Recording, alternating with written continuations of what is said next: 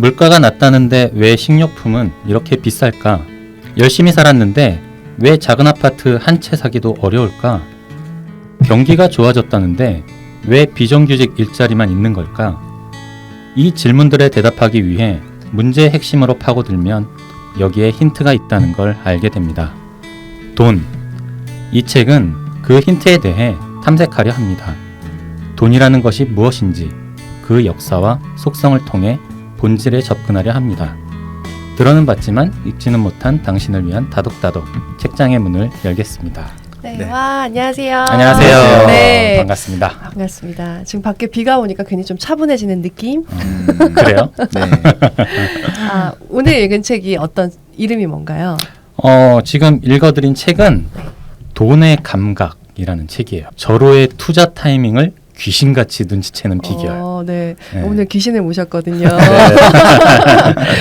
오늘 돈의 감각의 저자 이명로님, 상승미소로 닉네임으로 활동하고 계신 이명로 작가님 모셨습니다. 제가 네. 좀 소개해드릴게요. 네. 누적 조회수 620만 뷰의 경제 전문 유튜브 채널 상승미소의 경제와 투자를 운영하며 머니투데이 방송 및 주요 경제 매체에서 활동하고 있는 칼럼니스트십니다. 자신만의 독창적인 관점으로 경제 현상을 해석하고 그 내용을 널리 전하는 일을 계속 해오고 계십니다. 특히 통화량을 통해서 신용의 팽창과 축소를 가늠하고 그 움직임으로 거시경제를 분석하는 그의 관점은 기존 전문가에게서 찾아볼 수 없는 남다른 통찰과 명확한 지표를 제공해준다는 평을 받고 있습니다. 지은 책으로는요, 똑똑한 돈, 경제 공부의 바다에 빠져라, 월급쟁이 부자들 등이 있는데요. 월급쟁이 부자들은 여러분들도 많이 들어보셨을 거예요. 10만 부가 넘게 판매돼서 경제 경영 분야의 스테디셀러로 자리매김을 한 책입니다. 네. 네. 안녕하세요, 이명로 저자님. 네, 안녕하세요. 네. 요즘 바쁘시죠? 예, 어떻게 지내고 계세요? 바쁘게 지내고 있습니다. 뭐 때문에 바쁘신가요? 네. 그 책이 출간된 지 일주일 됐잖아요. 네. 그러니까 책을 만드는 데는 저자 한 사람이 다 하는 건 아니고요. 저자는 맞아요. 책을 쓰기만 하지만 편집자, 마케터, 홍보팀, 그다음에 회사는 돈이라는 또 보험 자본을 투자하는 거잖아요. 그래서 네. 단순히 나는 내 역할 끝났으니까 너희들이 알아서 해 이럴 수는 없고요. 그래서 그분들이 저를 택해 주셨기 때문에 고마운 마음을 보답하고자 저도 열심히 네. 주변 그다음에 뭐 가는 곳마다 홍보하기 위해서 시간을 쓰고 있습니다. 네.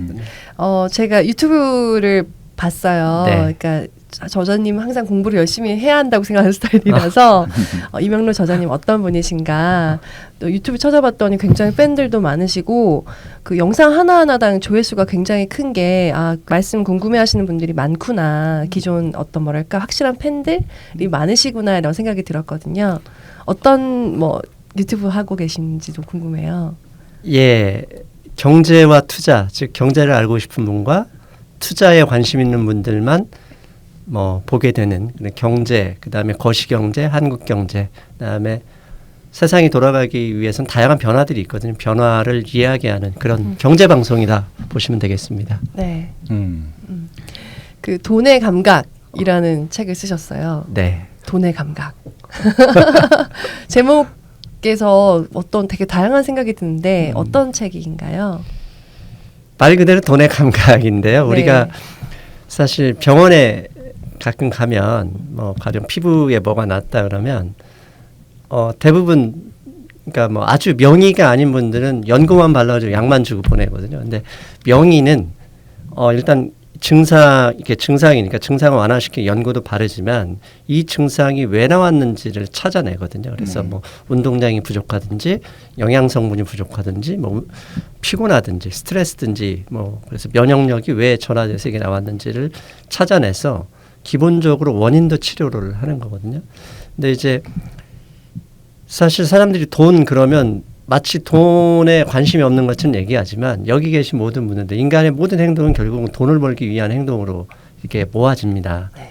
근데 이제 이 돈이 그냥 단순히 일만 열심히 하면 모아지면 가장 해피하고 단순할 수 있지만 그러진 않거든요. 모아놓은 돈은 우리가 여러분들 은행에 저축도 하고 빌려주기도 하고 투자도 합니다.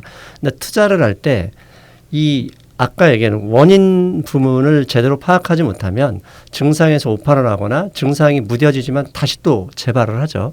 그런 것처럼 돈이 속성, 그다음에 돈이 어디에서 나왔는지, 그다음에 돈이 역사적으로 어떻게 변천됐는지를 제대로 알게 돼야 그다음에 그 위에 흐르는 투자는 어떻게 보면 증상이거든요. 돈은 원인이라고 한다면 그 부분을 좀 더 자세히 그다음에 쉽게 알아보자라는 내용으로 채워져 있습니다. 네. 음.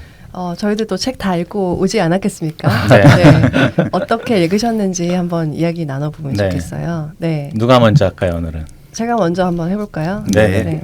저는 적어오니까 읽어보도록 하겠습니다. 네. 여러분들께 돈은 세금이다. 돈은 빚이다. 라고 이야기한다면 어떤 이는 돈의 속성을 잘 이해하는 이야기라고 할 것이고 어떤 이는 무슨 말을 하려는지 모르겠다고 할 것이다. 경제에 대한 지식으로 일을 하거나 투자를 하는 사람들은 경제에 대해서 늘 파고들고 공부해서 반전문가로 살아가고 경제를 모르는 사람들은 경제에 대한 호경기나 불경기의 큰 뉴스가 났을 때에만 동요하며 원인도 방법도 알지 못한 채 위험한 선택들을 하곤 한다. 늘 경제 공부를 해야 한다고 생각하는 사람이지만 국채, 환율, 국제관계, 인플레이션, 디플레이션, 통화량, 금리 등등의 뜻은 알 것 같지만 그 수치들과 상황의 변화들이 무엇을 뜻하는지 그리고 또 그에 따른 변화는 어떻게 일어날 것인지에 대한 이해가 부족하다. 늘 공부해야지 제대로 알아야지 생각만 하며 조금 친해진 게 이 정도인 것이다. 이명로 작가의 돈의 감각을 읽으며 돈의 시작부터 미중 무역 관계에 이르는 현재 역학까지 개념을 확실하게 알려주는 그림과 지식의 저주에 빠지지 않은 친절한 설명으로 차근차근 알려주고 계셨다.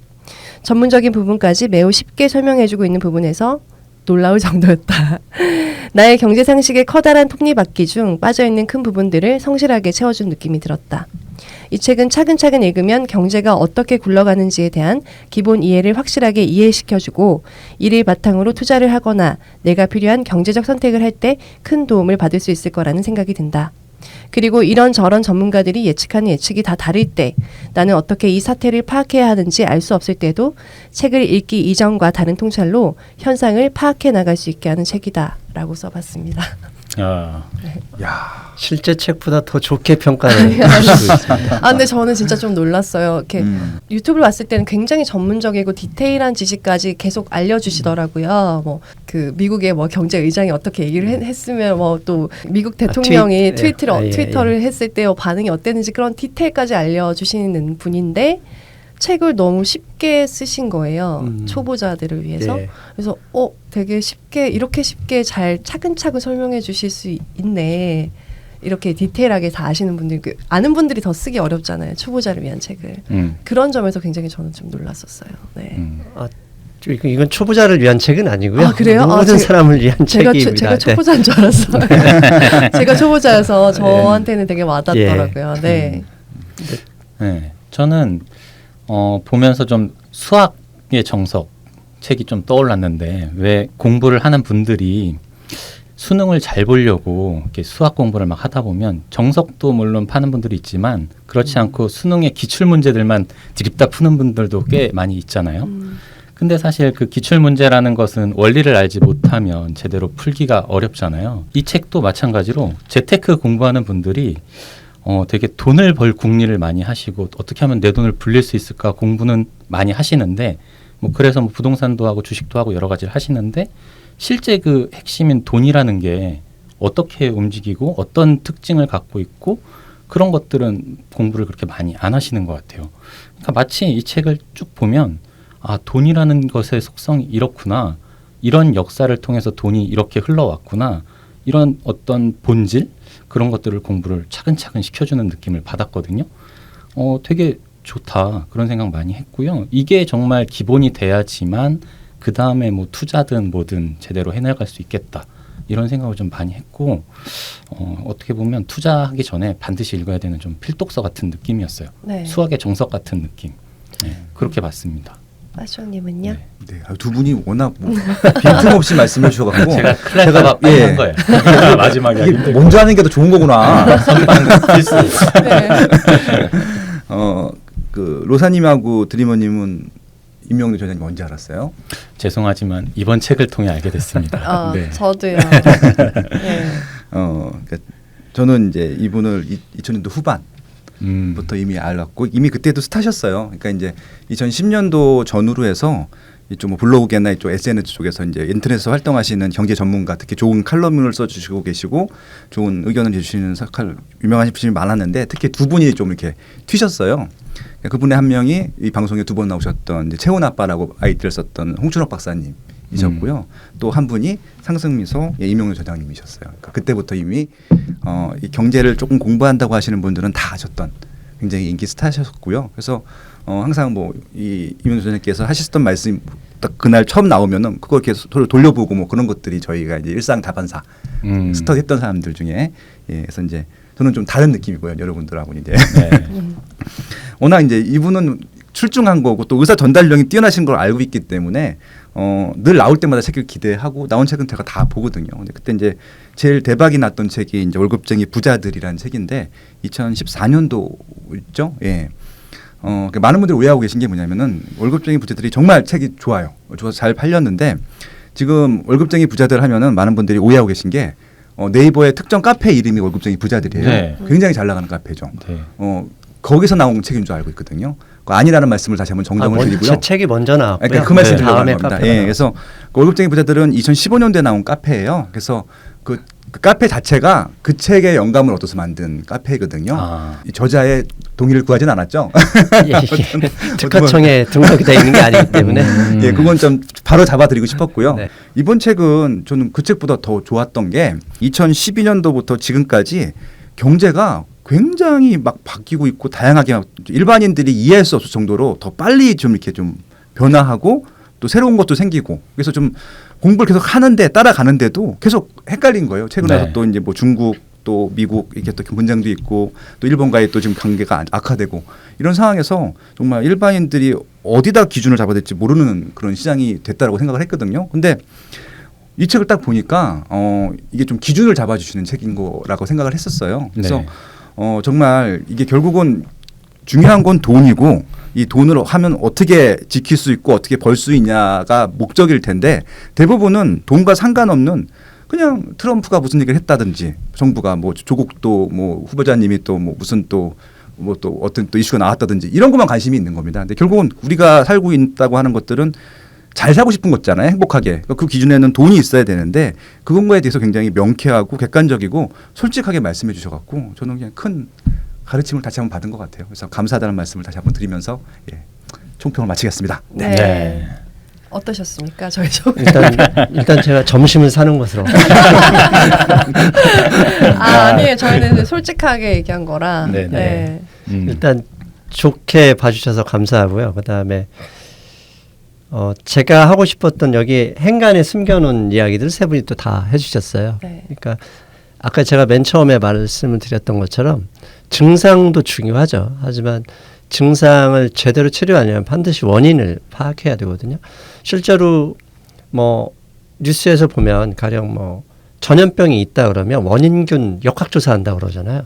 그러니까 모든 질병에서 원인을 찾으면 치료할 수 있는 계기가 마련인 것처럼 경제도 마찬가지라고 합니다. 그래서 결국 돈을 버는 것은 당연히 이제 월급쟁이 부자들에서도 말씀드렸지만 자기 능력을 키우는 게 1번이에요. 그런데 문제는 그렇게 번 돈을 바로 다 쓰는 건 아니거든요. 결국 저장을 합니다. 화폐의 기능처럼.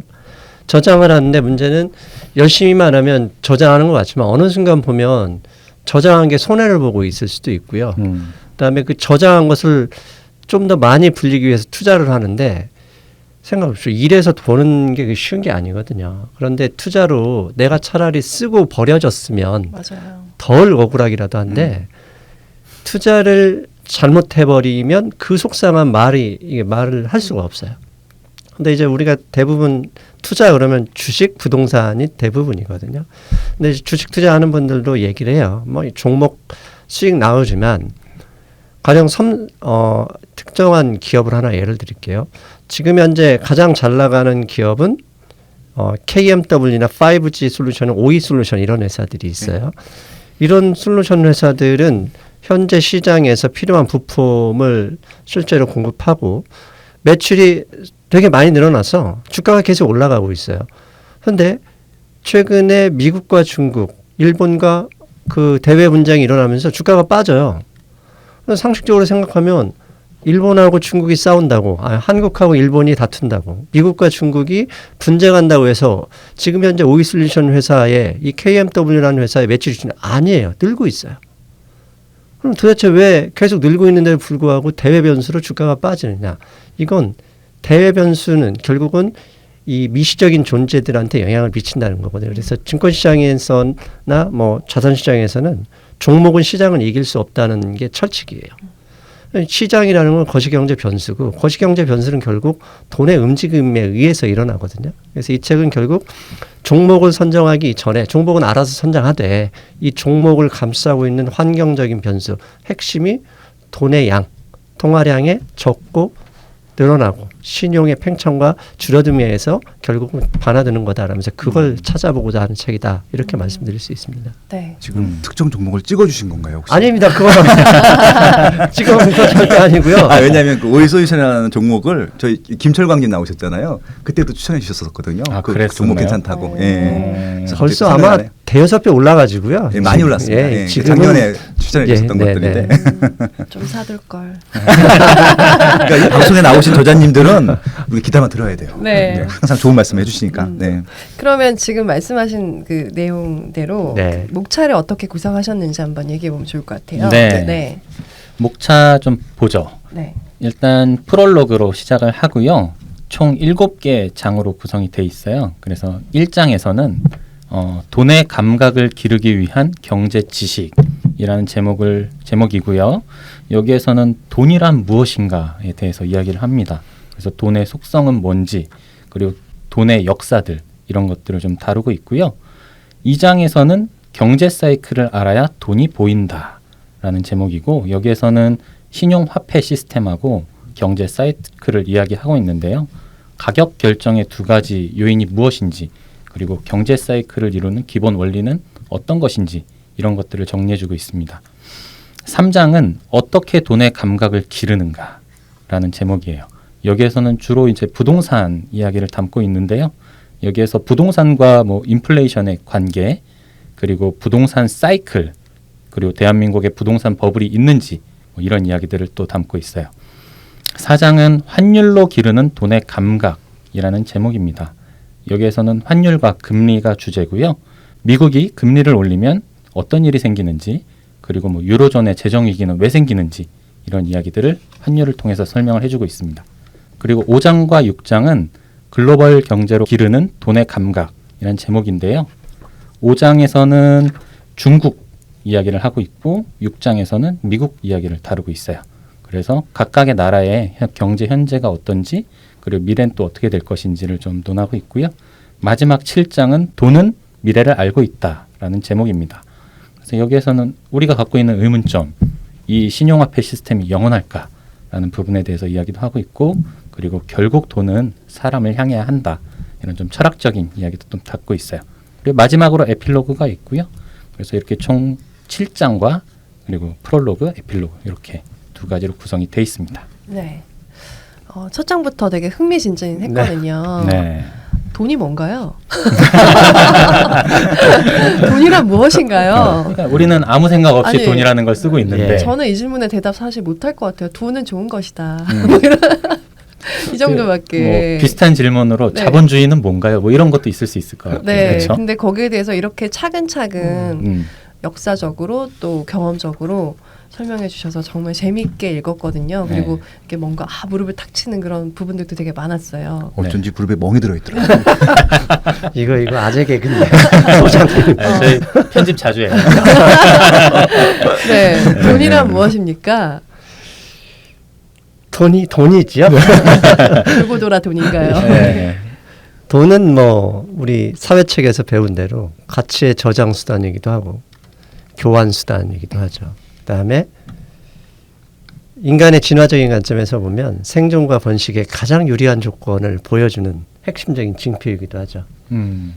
그러니까 우리가 인간에서는 원시적으로 살아왔는데 그때는 근력이 튼튼하고 활을 잘 쏘고 이런 사람들이 생존과 번식에 유리했지만 지금 모든 게 돈으로 가지 않습니까? 그래서 심지어 그런 얘기 하잖아요. 나 뭐 할래? 그러면 부모님이 철학과 갈래? 그러면 그거 돈 되냐? 이렇게 묻고 네. 뭐 일하려고 그러면 그 돈 안 돼. 이렇게 얘기를 하고요. 심지어 이 사람의 과거가 어떻게 살았는지 보다 결과 돈이 많냐 안 하로 이게 결정이 되기도 하거든요. 심지어 요즘 같은 경우 청소년들이 뭐 10억 이상 벌면 감옥도 가겠다. 뭐 이런 것도 결국은 네네. 자본주의의 그런 돈의 역할을 보여주는 그림이거든요. 네. 그래서 돈은 뭐 다시 이렇게 질문하신 것으로 가면 내가 살아가는 나를 증명하는 자존감의 이렇게 징표일 수도 있고요. 두 번째, 우리 가족과 내 인생을 살아가는데 중요한 수단이기도 하고요. 세 번째, 지금 우리가 앉아 있는 이것도 결국은 그 목표인 그걸 더 많이 벌기 위한 과정이기도 하거든요. 네. 그래서 돈은 자존감을 보여주는 수단이기도 하고 내가 살아가는 목표이기도 하고 그다음에 현대에서 절대 피할 수 없는 삶의 목표라고 할까? 그렇게 될 수도 있습니다. 네. 음. 돈에 대한 어떤 저에게 의미를 말씀해 주신 것 같아요. 근데 여기 1장에서는 돈은 권력이고 세금이고 신용이고 빚이다라고 네. 말씀을 해주셨어요. 저는 특히나 돈이 세금이다라는 음. 부분이 굉장히 인상적이었거든요. 네, 네. 그 부분 얘기 좀 해주세요. 전 사실 국채라는 개념조차도 나라의 빚? 국채? 뭐 이런 식으로밖에 예. 좀 생각을 못했는데 국민이 낼 세금에 대한 어떤 신용으로 그렇죠. 만드는 것이 국채다. 예. 그런 개념조차도 저 이번에 자리 잡았답니다. 그러니까 한 가지 예를 들으면 네네. 여러분들 지갑에 상품권이 있을 수 있습니다. 상품권이 돈인가요? 바꿀 수 있는 가치겠죠? 네네. 네. 돈으로 교환이 될 수는 있지만 네네. 결정적일 때는 그 상품권이 돈의 가치를 역할을 하지 못합니다. 그렇죠. 왜냐하면 이걸 한국은행에서 한국 정부에서 돈이라고 안 해줬거든요. 그런데 여러분들의 지갑에 있는 10,000원짜리 50,000원짜리는 솔직히 만드는 데에는 그 뭐 위조수단 그것만 빼면 상품권보다 더 쌀 수도 있어요. 네. 상품권은 보면 디자인이라도 이쁘고 하잖아요. 네네. 그런데 이건 돈이고 이건 돈이 아니에요. 왜냐? 한국은행에서 세금을 받을 때 이 돈으로만 받겠다고 했거든요. 한국 정부에서. 그리고 또 상식적으로 보면 세금을 1월 1일 한꺼번에 다 걷지는 않지 않습니까? 네. 뭐 가령 간접세 같은 부가가치세는 여러분들이 물건을 살 때마다 거기에 붙어서 오고 소득세 같은 경우는 월급 받을 때마다 띄고 그다음에 최근에 이제 자동차세니 소득세를 내는데 6개월에 한 번씩 떼거든요. 그러니까 1년 동안에 이 세금을 다 모아서 정부도 예산이 있어서 그 세금을 받아서 써야 되는데 그 썰 돈은 1월 1일부터 써야 되거든요.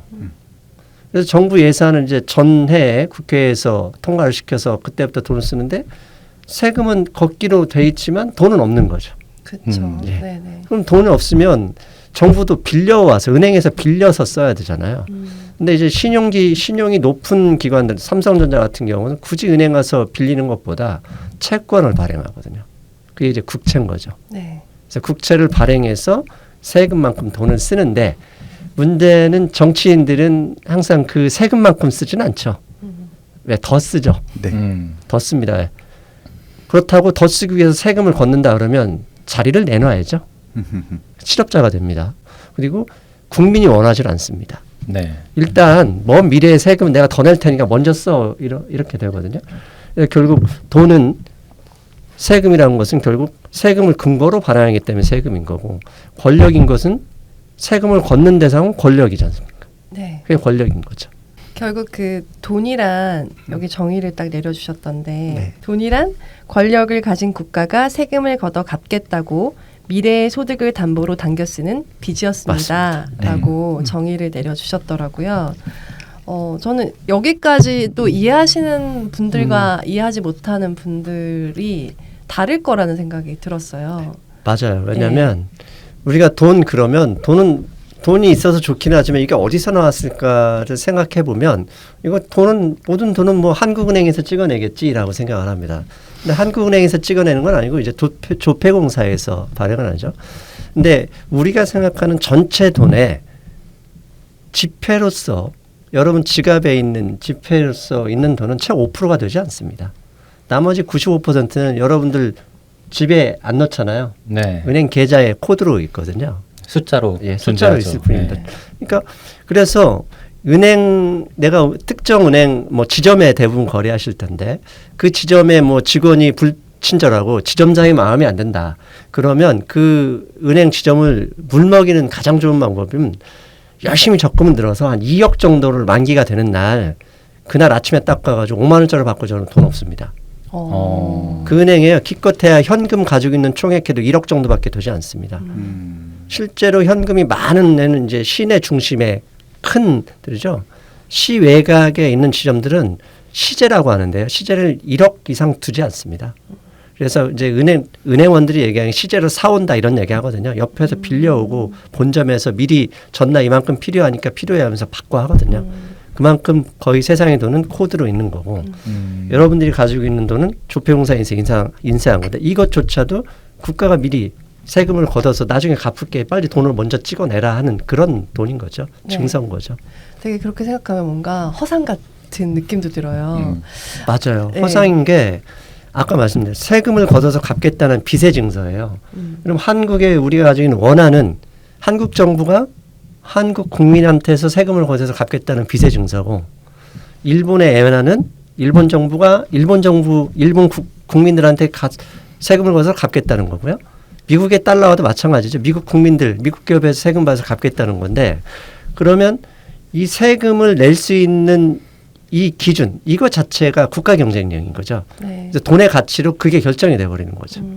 미국이 군사적으로나 지금 현재 웬만한 세계의 주요 플랫폼 기업들 다 가지고 있기 때문에 미국의 달러가 가장 강한 거고 일본의 기업들은 우리나라보다 현재 기술 경쟁력이나 그런 능력이 있기 때문에 원화보다 강하고 우리보다 약한 이제 이란이나 뭐 베네수엘라, 아르헨티나는 뭐 세금을 거두려면 제조업 경쟁력이 있거나 잘 살아야 되잖아요. 그게 능력이 약하니까 한국 돈보다 가치가 떨어져 있는 거고 그렇게 보시면 됩니다. 그러니까 돈은 신용이다 이런 네. 얘기가 되는 건데 네. 이전에는 그 태환이라는 말 있잖아요. 그렇죠. 단어. 금으로 바꾸는 예, 거죠. 그러니까 금이 있어야 돈을 그렇게 믿고 빌려주거나 맞아요. 또 서로 거래를 할 수 있었다 이런 네. 역사적인 내용도 굉장히 이렇게 여기에 담겨 있어서 차근차근 이해하기 되게 좋았어요. 조개 껍질부터 나오더라고요.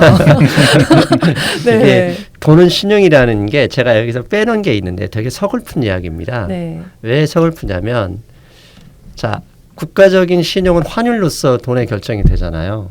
그러면 돈이 많아지려면 누군가가 빚을 많이 내야 됩니다. 빚을 많이 낼 수 있는 사람 누굴까요? 능력 있는 사람. 그렇죠. 네. 즉 국가적 신용은 국가에 있는 기업들 개인들의 총합이지만 개인의 신용도 있는 거거든요. 개인의 신용은 뭐냐면 개인의 소득, 능력, 자산 가치에 따라 있어요. 즉 진짜 큰 돈을 벌려면 국가가 신용을 더 늘리려고 할 때 인플레이션이 될 때 여기에 제가 올라타야 되는데 그러려면 신용도가 높은 사람은 돈을 빚을 많이 내서 부자가 더 빨리 되는 거고 신용도가 낮은 사람은 내가 아무리 빌리려고 해도 안 빌려주죠. 그래서 어디 갑니까? 대부업체 가잖아요. 네. 네. 즉 여기에서 숨거 있는 게 있어요. 국가의 신용만 있는 게 아니라 개인의 신용도 있는 거고 그래서 월급쟁이 부자들은 사실 개인의 신용도를 높이자는 책이 없고요. 근데 개인의 신용도를 높이고 어떻게 할 건데 그 이전에 좀 먼저 해야 될 얘기를 이제 하는 거죠 사실은. 되게 어떻게 보면 서글픈 내용이 이 안에 숨어 있는 거예요. 네. 처음에 그 돈의 속성들에 대해서 이야기해 주신 부분 중에 저는 돈은 빚이다. 네. 네. 이 부분이 사실은 많은 분들이 자각하지 못하고 있지만 자본주의가 돌아가는 원리이기도 한 거잖아요. 네. 그래서 여기에서도 이런 말씀을 하세요. 빚을 갚을수록 돈이 되려 줄어든다. 네. 네. 근데 이거를 좀 제대로 이해를 해야 좀 얘기가 될 것 같아요. 이후에 진행되는 이야기도 그렇고요. 그렇죠. 네. 이제 이 말에 가장 이렇게 이해를 못 하시는 분들의 특징이 뭐냐면 내가 은행에서 뭐 1,000만 원을 빌렸는데 갚으러 갑니다. 1,000만 원을 갚으면 은행이 1,000만 원을 들고 있는 것으로 생각하세요. 네. 근데 그래서 은행이 1,000만 원인데 왜 돈이 사라져 이런 생각을 하시는데요. 자세하게 보세요. 여러분들이 은행에서 대출 받아서 5만 원짜리 들고 와서 갚는 사람이 없어요. 그렇죠. 없습니다. 계좌이체가거든요. 이체하죠. 네. 코드로 있는 거예요. 그럼 코드가 지워지는 거죠. 코드가 지워지는 겁니다. 네네. 즉 여러분이 대출 받아서 1억 원 대출 받았다. 나 진짜 1억 원이 필요해서 현금으로 가져갈 수는 있지만 99%는 다 계좌로 갑니다. 그러니까 조폐공사에서 내 1억 줘가 아니라 그냥 코드로 불려서 보내주는 거고 디지털 코드로 보내주는 거. 갚는다 그러면 코드가 사라지는 거죠. 네. 요즘에 그 금리가 더 낮아진다. 네. 금리가 아주 낮아진다. 그러면 그 어떻게 될까? 사람들이 되게 궁금해하고 네. 불안해하고 그렇게 지내고 있는 것 같아요. 그래서 양적 완화란 무엇이고 그러면 돈을 더 찍어낸다는 게 진짜 막 기계로 돈을 막 찍어내는 건가? 잘 모르겠어요. 네. 근데 그런 부분에 대해서 이 책이 굉장히 잘 설명해주고 있기 때문에 작가님을 통해서도 좀 알고 싶고 예. 진짜 그렇게 극심한 저금리가 되면 음. 어떻게 해야 되는지 또 어떤 것인지 그 궁금해요. 양적 완화 부분부터 네, 네. 말씀드릴게요. 그러니까 양적 완화는 무슨 얘기냐면 자 경기가 좋아지려면 돈이 많이 늘어나야 되잖아요. 늘어나려면 돈은 빚이기 때문에 누군가가 빌려야 됩니다. 네. 근데 많이 빌리게 하려면 되도록이면 이자율을 낮게 해주는 게 좋겠죠. 낮게 해주면 됩니다. 그런데 이자율을 아무리 낮춰도 낮춰줄 수 있는 한계는 정해져 있죠. 0%. 네. 돈 빌려주면서 내가 마이너스 금리를 빌려줄 수는 없어요. 그쵸. 왜냐하면 내가 지금 이거 원리금 못 받으면 감당이 안 되는데 그래서 아무리 내가 싸게 빌려줘도 0%인 거예요. 근데 0%가 해도 돈을 안 빌리는 경우도 있어요. 유럽이 지금 그런 거거든요. 유럽의 기준금리 0.25%, 즉 그냥 0%라고 보시면 됩니다. 네. 네. 근데 유럽은 돈을 안 빌려요. 왜 안 빌리냐는 거죠. 왜? 뭐래도 먹고 살 만한 게 없으니까 안 빌리는 거예요. 그래서 제가 이 책에서 강조하는 게 중앙은행이 금리를 내렸다 그러면 금리를 내려서 좋아진다 생각하지 말고 얼마나 안 주면 금리를 내릴까라고 생각해야 된다. 즉 중앙은행이 원하는 만큼 빚을 늘리는 사람이 적으니 금리를 더 내려주는구나. 그 얘기죠. 그래서 한국의 기준금리가 1.5%예요. 근데 금리를 내린다 그러면 1.25, 1% 되겠죠. 그럼 가장 쉽게 이해하는 것은 뭘 해도 1.5% 이상 수익 내기 어렵구나가 기준금리라고 보시면 됩니다. 다른 진짜 생각을 하게 하네요. 재밌어요. 네. 네. 옛날에 98년대 기준금리 11%였다는 얘기는 뭐냐면 이자가 비쌌잖아요. 뭘 해도 11% 정도 수익 낼 수 있으니까 비싼 이자를 감당한 거예요. 근데 계속 인구가 줄어들고 그다음에 생각을 해보세요. 100에서 10% 늘어난 건 쉬워요. 10만 늘어나면 되지만 이게 계속 늘어나서 1,001억이 되면 10%가 어렵죠. 이게 뭐라고 한계 생산 체감도 거의 비슷한 얘기인데 커지면 커질수록 돈의 양은 줄어들 수밖에 없어요. 네. 근데 이제 이럴 때 나오는 게 양적 완화입니다. 양적 완화는 뭐냐면 은행에 돈을 주는 거예요. 근데 은행에 돈을 그냥 줄 수는 없거든요. 그러면 은행이 가지고 있는 자산을 중앙은행이 사주는 거죠. 어떻게? 야, 니네 빌려준 대출 채권 이런 것들 있지 않습니까? 은행에서 네. 빌려주면 채권을 가지고 있는데 뭐 무기지 채권, 그러니까 아파트 담보자 채권, 그 다음에 가지고 있는 뭐 여러 가지 채권들이 있는데 그걸 우리가 사줄게. 0%로 사줄 테니까 이 돈 가지고 빌려줘 이러는 거지. 이게 양적 완화거든요. 그런데 잘 생각하셔야 되는 게 유럽은 그렇게 해서 4조 달러의 돈을 은행에 줬더니 그래도 대출을 안 해줘요. 왜? 왜 안 해줄까? 즉 금리가 높아서 0%나 0.2% 차이가 없는데 안 빌리는 이유는 아까 말씀드렸잖아요. 뭐래도 0% 수익 내기 힘들다는 거죠. 경기 침체가 되어 있기 때문에 돈을 못 빌리는 거예요. 빌려서 쓸 돈이 없는 거죠. 근데 은행은 그 돈을 가지고 뭐 하겠습니까? 가지고 있는 자산을 중앙은행이 0%로 바꿔주니 그 돈으로 1%만 수익 내도 되잖아요. 네. 근데 가만 보니까 중앙은행에 그걸 다시 맡기면 1% 금리를 주는 거예요. 그렇네요. 네. 실제 이런 일이 벌어지고 네, 있어요. 네, 네. 그러면 그래 우리 거 자산 빌려주고 돈 줘. 그래놓고 나 빌려주려고 했더니 개인들이 안 빌리네.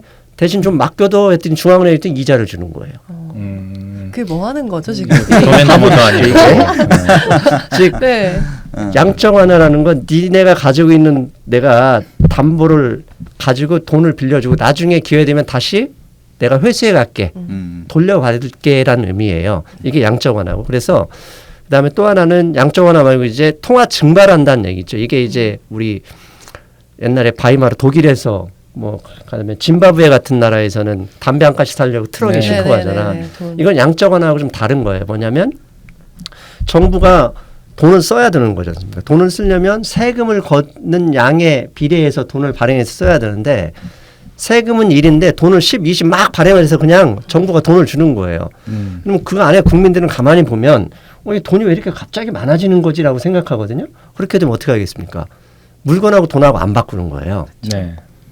물건을 그럼 안 파는 거예요. 왜 내일이면 돈이 더 늘어날 것 같으니까. 네. 그렇게 되는 순간 그게 이제 술에 빵 한 조각 사려고 진짜 뭐 트럭을 싣고 가는 그런 일이 벌어지는 거거든요. 그래서 돈을 우리가 머니 프린팅한다 그러면 이렇게 통화를 증발해서 세금에 관계없이 무지막지하게 비용을 쓰는 게 통화 증발이고, 양적 완화도 어떻게 보면 머니 프린팅이긴 하지만 은행하고 나중에 돌려받기로 한 계약인 거죠. 그래서 양적 완화만큼은 돈의 전체량이 늘긴 하지만 이론적으로는 언제든지 중앙은행이 회수해서 퉁쳐버릴 수 있다. 이게 양적 완화고, 통화 증발은 근거 없이 발행한 게 어떻게 회수되겠습니까? 더 많은 돈으로 메꾸는 거. 이래서 이런 나라들 이제 베네수엘라, 짐바브웨, 최근에 터키, 이란 이런 나라들이 그런 어려움을 갖고 있는 거고요. 양적 완화는 그러면 아르헨티나 같은 경우도 은행에 해주면 되잖아 그랬더니 다른 나라에서는 니네 은행은 어떻게 믿어? 야 니네 나라 국민들은 뭐 돈 제주업도 없는데 어떻게 믿어 하면서 인정을 안 해주는 거예요. 그래서 이제 책에서 나온 것처럼 양적 완화는 기축통화국만 가지고 있는 어떻게 보면 사다리 걷어차기의 그런 우월적인 지위고, 우리나라 이머징 같은 나라는 양적 완화를 할 수가 없죠. 아무도 인정 안 해줘 버리니까. 이제 그런 게 벌어지는 게 있습니다. 네. 우리나라의 그 저금리가에 대해서는 그 어떤? 네. 사실 이제 저금리는 왜 저금리가 발생하냐 보면 기본적으로 돈을 빌리는 사람이 적기 때문에 저금리예요. 근데 돈은 누가 빌릴까요? 5살짜리 어린아이가 빌릴까요? 경제활동하는 사람이 빌릴까요? 사업가나 뭐 집 살려는 사람이나 이런 사람들이 빌리겠죠. 그 얘기는 나이대를 보면 결국은 20대에서 60세 이 사이가 돈을 빌리는 거거든요. 이 나이를 지나면 나이 어린 친구들은 은행에서 돈을 빌려주지 않고요. 네. 나이가 많으신 어르신들한테도 웬만한 부자 아니면 빌려주지 않습니다. 왜냐하면 원리금에 대한 그 상환에 대한 두려움이 있기 때문에요. 그러면 20대에서 60대 이 사이의 인구가 늘어야 돈이 계속 불어나는데, 문제는 이 인구가 이미 2011년부터 줄어들고 있어요. 그러면 이 인구가 줄어드는 상태에서 빚을 많이 늘리려면, 돈이 늘리려면 누군가 더 빌려야 되는데, 그러면 1인당 더 많이 빌려버리면 되죠. 1인당 더 많이 빌리려면 어떡하죠? 금리를 계속 낮춰주는 거죠. 결국은 저성장인 이유는 인구가 줄기 때문에 나오는 거고요. 그다음에 인구가 줄었음에도 불구하고 1인당 더 많이 빌리면 이게 상쇄될 수 있지만, 아시잖아요. 자본은 더 큰 수익이 있기 때문에 일자리를 계속 줄이고, 뭐 여기 동생들이나 조카들 보면 대부분이 전부 다 노량진에서 고시 공부하고 있잖아요. 그러다 보니까 1인당 빌릴 수 있는 여력이 줄어드는 거거든요. 네. 그러니까 그 인구가 줄고 소득이 줄는 게 저성장의 근원인 거죠. 보면 전 세계에서 가장 빨리 고령화된 나라는 일본 저성장 30년 하고 있는 거죠. 두 번째가 유럽이에요. 세 번째는 한국이 그대로 쫓아가는 거죠. 그러니까 순서대로 먼저 그 과정을 겪은 나라들이 저성장을 먼저 겪고 있을 뿐이고요. 그럼 미국은 뭐냐? 미국은 자본주의, 현대 자본주의의 일본 국가는 왜 얘네는 저성장을 안 겪고, 미국은 세계 최고의 이민 국가죠. 끊임없이 이민자를 받아들이는데 잘 생각하셔야 돼요. 이민은 미국이 아무나 다 받나요? 아무나 다 안 받습니다. 네. 어떤 사람들을 받냐? 재산 너 얼마 있어? 너 학력이 뭐야? 기술 뭐 있어? 자기네 경제 발전에 필요한 계층만 골라서 받아요. 자, 그런 사람들이 미국의 시민권을 딱 받고 이민을 간다 그러면 미국 은행에서 돈을 바로 빌려줄 수 있는 거죠. 네. 그러니까 그런 한계 때문에 있는 거죠. 그래서 결국은 최근에 이제 우리 정부에서 얼마 전에 한국과 일본의 이 분쟁 때문에 극복하는 장기적인 관점, 문재인 대통령께서 남북경협이라고 하셨어요. 그 이유는 뭐냐면 북한의 젊은 애들 합치면 8천만 명 되기 때문인 거죠. 그리고 북한에 있는 한 3천만 명은 빚이 없어요. 빚이 없습니다. 네. 그런 친구들이 한국하고 잘 돼서 통일이 됐다고 쳐볼게요. 국가에 있는 보증재단이 1인당 5천만 원씩 보증해 줄게 빌려. 그럼 뭐 하겠습니까? 그 돈으로. 부동산 사고 주식 사고 하면서 경기가 확 살아나는 거죠. 약간 다른 얘기일 수 있는데 네. 통일되면 어떤 투자 가장 먼저 하실 거예요? 10년 전에요. 네. 짐 로저스가 세계 경제의 네. 메가 트렌드를 주목하라는 책에 보면 그분이 어느 정도로 통찰력이냐면 두 가지 얘기를 하셨어요. 자기는 북한에 투자하고 싶다. 네. 근데 뭘 투자하고 있는지 했더니 이런 얘기를 했습니다. 지금 한국에 급속한 고령화와 함께 성비 차이, 그다음에 농촌 인구가 결혼을 못한다고 전부 다 베트남 네. 외국인들 써오잖아요. 네. 자기는 북한하고 남북 경영이 되면 한국 사람들은 북한 여성과 결혼할 가능성이 높다. 그래서 이게 뭐라 그러죠? 웨딩 플래너 이런 것을 하고 싶다라는 그 책에 써 있어요. 네네네. 멋지다. 상당히 그 통찰력이 있는 네. 거고요. 두 번째는 그 북한이 한국보다 낙후돼 있잖아요. 그렇죠. 당연히 부동산이 가장 먼저 올라가죠. 한국에 있는 돈이 북한에 조금만 가보시죠. 뭐 하겠습니까, 여러분? 사업하려면 땅 사야 되는 거고요. 사업하려면 집 사야 되는 거거든요. 네. 부동산에 대한 가격이 가장 먼저 올라가겠죠. 네. 지금 가장 자극적인 나라라는 또 책을 내셨거든요. 짐 예. 로저스께서 관광업을 많이 추천해 주시더라고요. 그러니까 저는 그런 얘기를 네. 했어요. 가령 사람들이 대부분 부동산을 투자한다 그러면 먼저 알아야 될 게 있어요. 경부선 라인으로 투자하는 거예요. 이 책에는 써 있지 않지만 왜 세계 경제에서 패권 전쟁, 그러니까 14세기, 15세기부터 패권을 시작했던 게 이제 포르투갈에서 시작했는데 그 패권은 결국 해상권에서 잡아서 시작하고 있거든요. 지금 현재 패권이 미국인 이유는 전 세계 바닷길 해적들 다 막아주는 나라가 미국이에요. 미국의 항공모함, 인공위성이 철저하게 그걸 가려주는 거거든요. 그만큼 해상 패권이 있는데 우리나라도 결국 발전하려면 부산항에 의해서 바다로 나가는 거거든요. 그래서 경제가 발전하면 서울에서 부산 이 경부선 라인으로 집값이 계속 오르는 거지 그걸 떠나면 별로 올라가지 않습니다. 그렇다면 남북한의 경협이 이게 지금 이 책 내용에 얘기하는데 이거 얘기했어요. 네. 된다면 경부선 라인을 쭉 올라가겠죠. 그러니까 그 부분에 투자하고 두 번째는 잘 보세요. 우리가 지금 현대는 자랑질에 특화되어 있는 소셜 미디어를 가지고 그렇죠. 있어요. 네. 네네.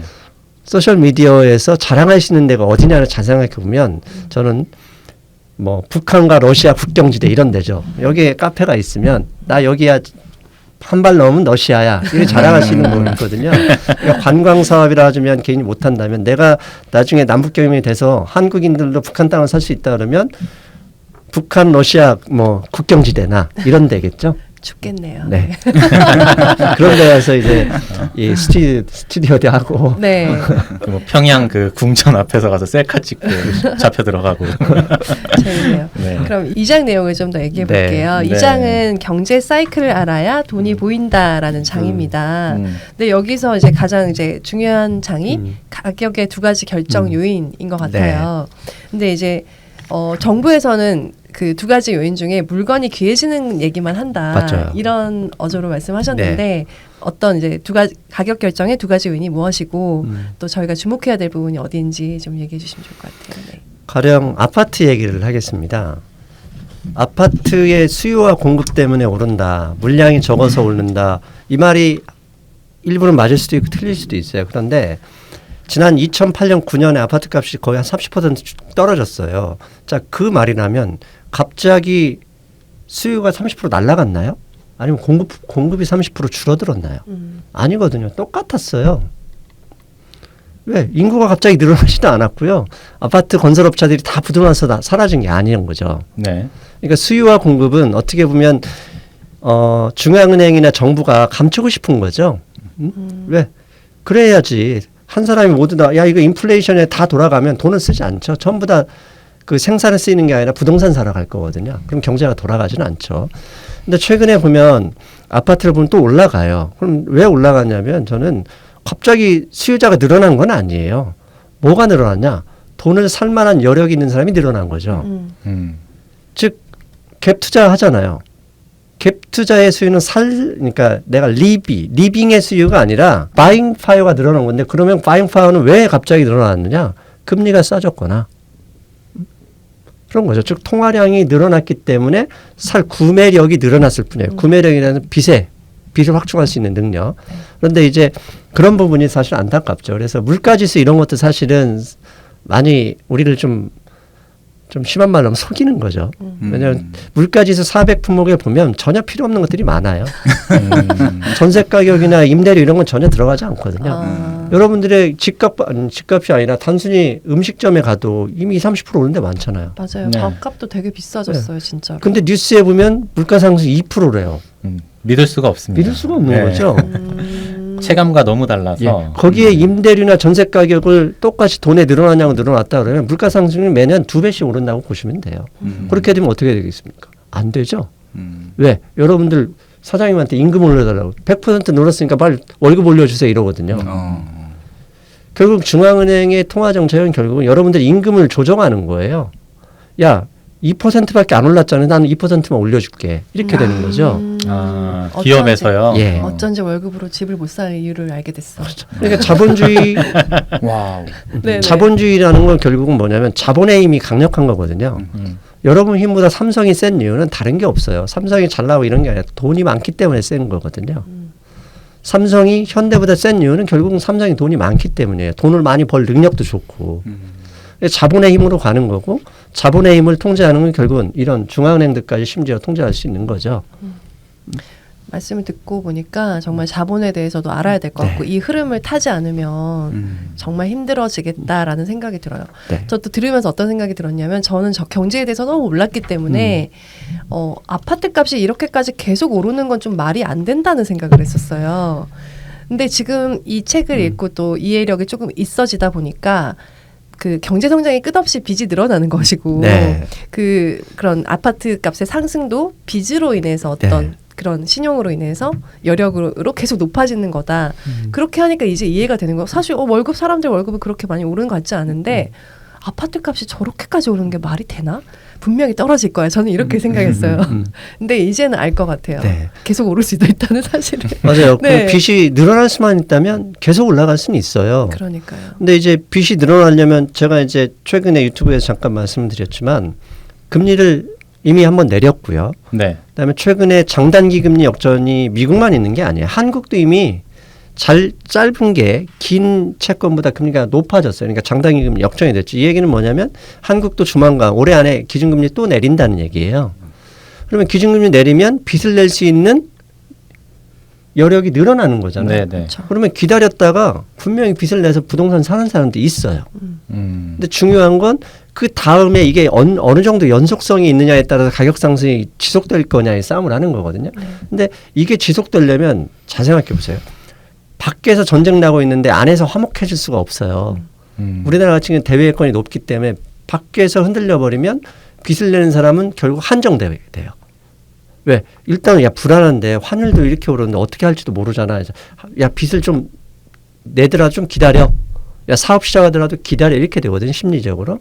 그러니까 그런 거기 때문에 금리를 내린다고 해서 물론 반응은 하겠지만 그 반응이 얼마나 지속될 수 있을지는 좀 고민해 봐야 되는 거고요. 그다음에 이제 아파트 같은 경우도 그런 거죠. 빚을 내려면 결국 사람이 빚을 내죠. 그러면 아까 맨 처음에 보면 빚은 누가 내냐? 백수한테 빚을 안 내줘요. 네. 직장인한테 내준단 그렇죠. 말이죠. 그러니까 개인의 신용, 이게 참 속상한 얘기죠. 개인도 신용을 많이 내면 낼수록 신용이 팽창한 때에서 부자가 되는 그 지름길인데 아무나 내주지 않아요. 누가 먼저 내? 가장 큰 신용이 우리나라의 가장 큰 신용은 정부가 있는 거예요. 대한민국이 가장 큰 신용이죠. 두 번째는 은행, 세 번째는 삼성처럼 재벌기업, 네 번째는 중소기업, 다섯 번째는 이제 일반 좀 고소득층, 마지막에 우리들이란 말이에요.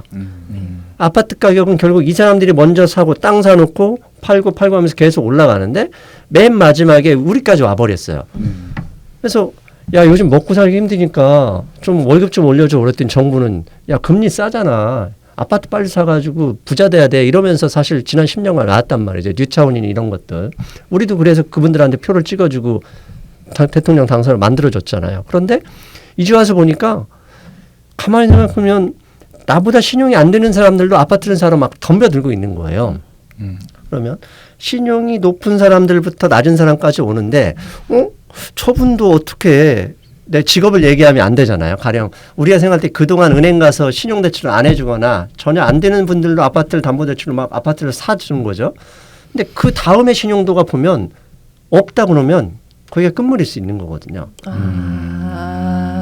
그러니까 여러분들 우리들 볼 때 내가 가령 그냥 객관적으로 자기한테 좀 유리하게 평가를 하긴 하겠지만 가령 나는 뭐 연봉이 1억 정도 되니까 빚을 낼 수 있고 이제서 내 친구들 1억 되는 애들이랑 빚내서 아파트 사고 있으면 동참해도 돼요. 왜? 그 밑에 연봉 5천, 저 뭐 2천, 3천 분명히 밑으로 계속 넘어갈 거거든요. 근데 딱 보니까 1, 2년 전만 해도 빚을 도저히 낼 수 없는 분들이 갑자기 아파트 사러 가는 거야. 빚을 막 내죠. 은행에서 대출할 사람이 없으니까. 은행은 빚을 계속 서비스 해줄수록 돈을 번단 말이에요. 정부가 아무리 규제를 해도 은행은 끊임없이 그 법을 피해서 대출 늘려줘요. 왜? 자기네도 월급을 받아야 되기 때문에. 그래서 요새 정부가 규제에도 뭐 피하는 방법으로 나오는 게 은행이 다 고민해서 만들어낸 거예요. 네. 왜? 직업이니까. 근데 딱 보니까 직업도 없는 사람까지 아파트를 사러 막 다니는 거예요. 팔아야겠군요. 예. 이제 그때는. 그럼 그때가 이제 버블이 끝나는 시점이죠. 왜 대부분. 그 부동산 시장의 격언이라고 돌아다니는 것 중에 모델하우스의 유모차가 보이기 시작하면 끝물이다. 왜 애기 뭐 엄마 무시해요? 이런 말들이 있잖아요. 버럭. 아니, 네. 그러니까 가만 생각해 보면 그 작가님께서 말씀하신 네네. 그 더 이상 소득이 없어서 이 빚을 내주면 안 되는 대상이 누군가라고 현실을 생각을 해보면 네. 뭐 좀 이런 말 말씀드리면 되게 기분 나쁘실 수도 있겠는데 학생들, 20대 대학생들 뭐 이런 분들도 사실 빚내서 집 사던 시기가 분명히 있었고요. 생각해 보면요. 그리고 또 집에서 이제 가정주부 일 하시는 분들 그런 분들도 이제 남편분이 물론 소득이 있긴 하지만 본인의 직접적인 소득은 없는데 그런 분한테까지 대출이 나갔던 시기가 분명히 있거든요. 그렇죠. 네. 부동산 버블이 막 한참 성장기, 성숙기로 올라갈 때 보면 아파트에 대출 안내문이 붙어요. 네. 처음에는 안 붙어요. 왜? 여러분 대출 받으면 은행 가니까. 근데 야 한참 성숙기구나 그러면 두 번째 사인이 뭐냐면 보험사 담보대출이 나와요. 뭐 무슨 이게 H 해상보험 담보대출 이렇게 막 붙거든요. 네. 그러면 그때는 한참 물이 좋아서 올라갈 때예요. 왜? 너도 나도 대출을 받으라는 얘기거든요. 근데 요즘은 그게 좀 줄어들고 있죠. 그래서 요즘은 뭐가 나오냐면 시외곽을 돌아보면 담보 추가 대출 해가지고 밑에 대부업자 번호 있잖아요. 왜? 그 신용도가 넘어섰으니 은행은 안 하는 거거든요. 근데 이제 그리고 일자리를 보면 서울이 가장 많은 거고 서울은 떨어질수록 적잖아요. 그러면 지방 같은 경우는 이제 최근에 어렵잖아요. 조선업 특히 조선업 같은 건 많이 힘들어졌고 실제로 일자리가 날아가기 때문에 그 조선업 일대를 가지고 있는 지역들은 아파트까지 어마어마하게 떨어지고 있는 거거든요. 그러면 그 거기에서 투자를 성공한 사람들이 결국 어디로 오냐? 야 서울로 가야 되면 서울로 막 몰려오고 있어요.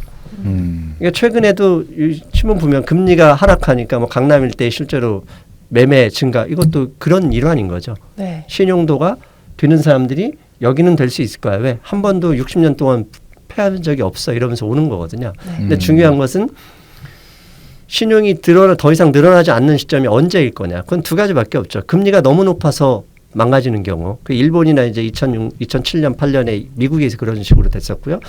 그렇게 해도 유럽은 금리를 0으로 해도 신용이 늘어나지 않으니까 유럽은 부동산이 그 당시에 폭락해 버렸었고요. 한국은 아직 여력이 있죠. 현재 1.5기 때문에 1%까지 내릴 수 있는 거죠. 이론상으로는. 그렇게 되면 조금씩 내릴 때마다 신용은 조금씩 늘어나기 때문에 부동산 가격은 그걸로 받쳐줄 수도 있다. 그런데 문제는 그 이유죠. 그러니까 두 가지죠.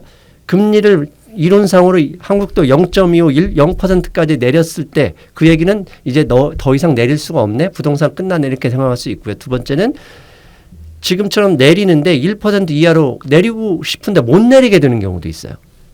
다른 나라, 야 우리는 기축통화가 아니기 때문에 더 이상 안 돼. 이 얘기는 뭐죠? 환율이 계속 올라가 버릴 때.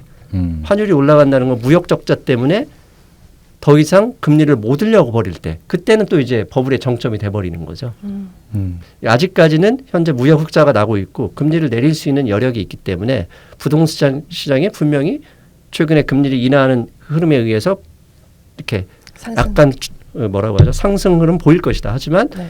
그게 길게 가기는 어려울 수도 있다. 이렇게 이제 돈의 감각인 거죠. 사실 그 얘기를 하는 거죠. 네. 그렇게 바라보는 현상. 네. 네. 저희가 일부를 짧게 하려고 그랬는데 얘기를 하다 보니까 너무 재밌어서 근데 저는 지금 질문을 지금 참고 있거든요. 나도 지금 달싹달싹 하고 있는데 조심하고 있어 지금. 그러면 제가 답을 짧게 하겠습니다. 아니요. 그래서 너무 지금 굉장히 중요한 얘기들이 많이 나오고 있고 네. 이 통찰을 가지면 굉장히 삶에 유리할 것 같다는 생각이 많이 들어요. 그래서 이명로 저자님 모시고 2부에서 이야기 이어가도록 하고요. 1부는 네. 여기까지 이야기하면 좋겠습니다. 네. 2부에서 좀 대외 환경, 뭐 미중 무역 전쟁 영향도 또 궁금할 수도 있고 또 일본과의 관계 때문에 우리나라가 어떤 영향이 또 있을지도 궁금하신 네. 분들 네. 많이 계실 거니까요. 이런 그런 돈의 얘기도, 감각으로 어떤 네. 투자를 하며 살아야 하는지 또 여쭤보고 싶고요. 개인들이 궁금한 게 너무 많아요. 어떻게 살아야 네. 되는지도 궁금하고. 또 이런 통찰을 어떻게 가지게 되셨는지도 여쭤보고 싶고 지금 여쭤보고 싶은 게 너무 많으니까 2부에서 만나도록 하죠. 네. 네. 네. 그럼 1분 여기까지 하도록 하고요. 예, 2부에서 또 돈의 감각 이어가도록 하겠습니다. 감사합니다. 감사합니다. 감사합니다.